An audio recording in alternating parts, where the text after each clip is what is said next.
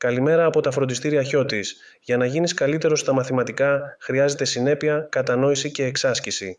Μερικά πρακτικά βήματα. Κατάλαβε τις έννοιες, όχι απλώς τους τύπους. Μην αποστηθίζεις μηχανικά. Προσπάθησε να δεις γιατί ισχύει κάθε τύπος ή θεώρημα.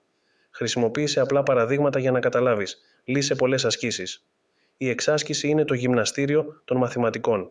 Όσο περισσότερα προβλήματα λύνεις, τόσο καλύτερα κατανοείς τα μοτίβα. Ξεκίνα με εύκολα και ανέβα σταδιακά σε δυσκολότερα. Γράφε βήμα-βήμα. Μην κάνεις πράξεις στο μυαλό όταν είναι σύνθετες. Γράφε κάθε ενδιάμεσο βήμα. Αυτό μειώνει τα λάθη και σε βοηθά να καταλάβεις τη λογική. Συνδύασε τα μαθηματικά με την καθημερινότητα. Για παράδειγμα, χρησιμοποίησε ποσοστά όταν ψωνίζεις σε εκπτώσεις ή γεωμετρία για να υπολογίσεις αποστάσεις. Έτσι αποκτούν νόημα. Ρώτα και αναζήτησε βοήθεια. Αν κάτι δεν το καταλαβαίνεις, συζήτησέ το με δάσκαλο, συμμαθητές ή αναζήτησέ το σε βίντεο ή βιβλία.